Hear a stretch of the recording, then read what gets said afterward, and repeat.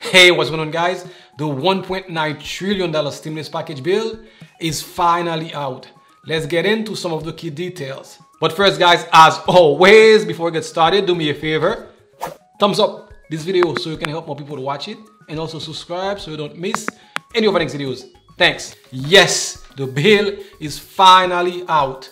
A key House committee on Friday released the 591 pages, $1.9 trillion stimulus bill.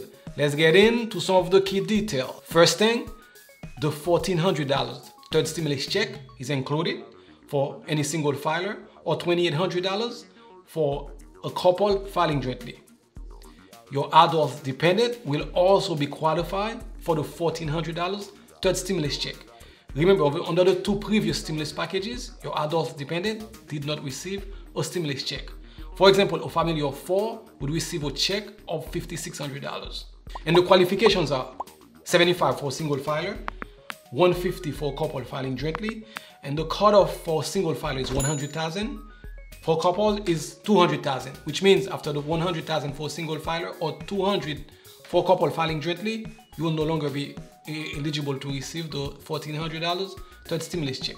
And the payment will be based on your 2019 or 2020 taxes, which means if you did not file your 2020 taxes yet, they will use your 2019. And like I mentioned to you guys in the last video, for example, if in 2020 you made a lot more than you did in 2019, which means as a single filer you made over $75,000 or $150,000 as a couple filing jointly, which will put you outside of that qualification bracket, I would hold on to my taxes and file them after you receive the third stimulus check. On the other hand, if your situation is the reverse, which means in 2019 you made more than you did in 2020, where you did not qualify for the first two previous stimulus checks, and now you are qualified, you need to file as quickly as possible electronically so you can receive the $1,400 third stimulus check.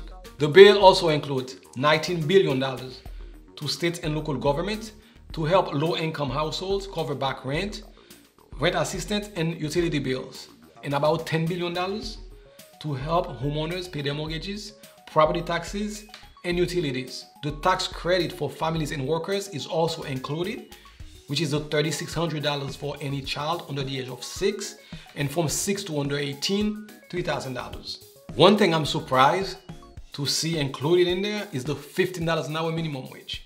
The president already stated that the $15 an hour minimum wage is not likely to make it to the final bill. We have Joe Manchin and Kristen Sinema. They already came out and stated that if the $15 was included in the package, they are not likely to support it. Remember, the Democrats, they only have 50 votes. The vice president makes it 51, which means they cannot afford to lose any one vote. I'm kind of surprised just to see that in there.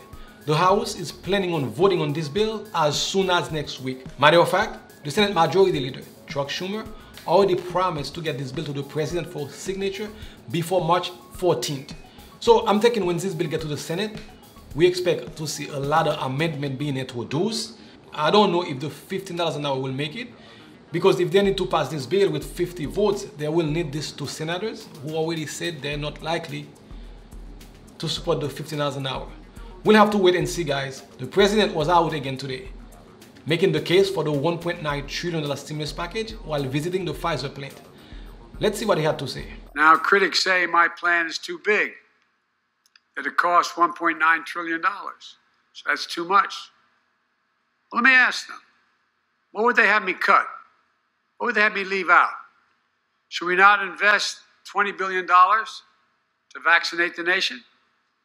Should we not invest $290 million to extend unemployment insurance for the 11 million Americans who are unemployed so they can get by while they get back to work? Should we not invest $50 billion to help small businesses stay open when tens of thousands have had to close permanently? Should we not invest, and by the way, they make up half the employment in America. Should we not invest $130 million to help schools across the nation open safely? Right now, 24 million adults, 11 million children don't have enough food to eat.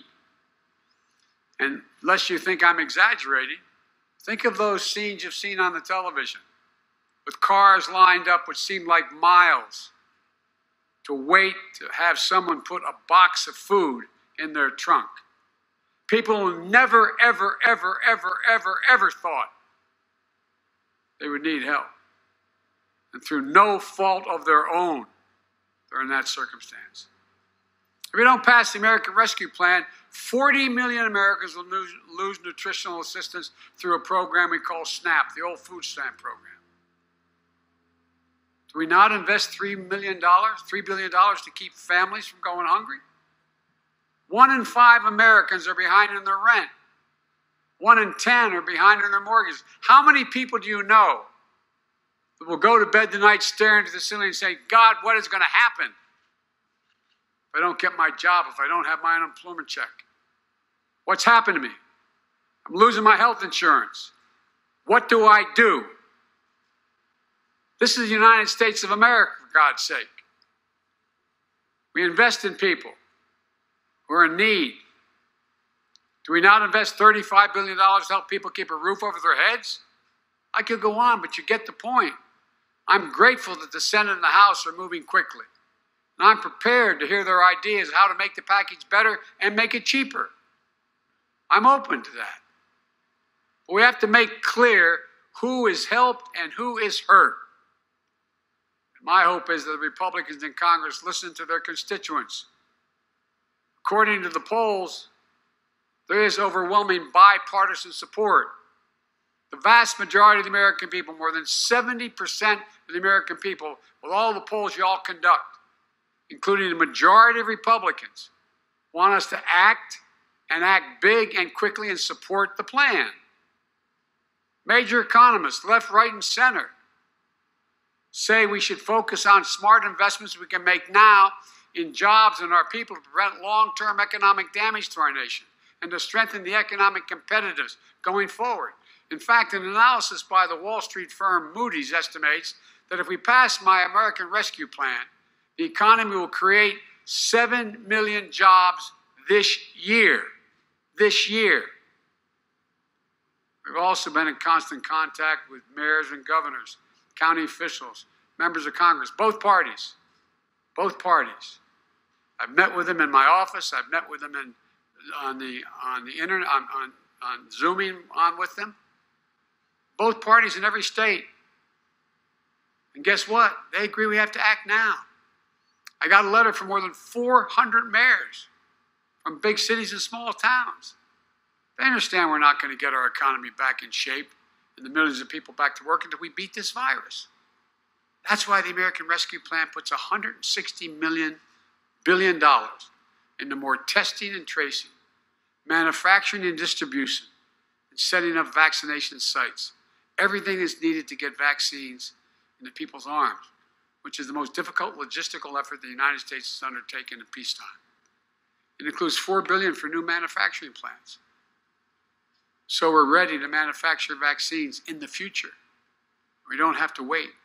And that's it for today, guys. The bill literally came out about 3 hours ago. We're still going through it. I'm pretty sure something else will come up, and I'll bring that to you as quickly as I can. As always, thank you again for watching. If this is your first time here, my name is Paul with Sunset Realty, and if you made it this far, please subscribe so you don't miss any of my next videos. I will see you in the next one. Thanks.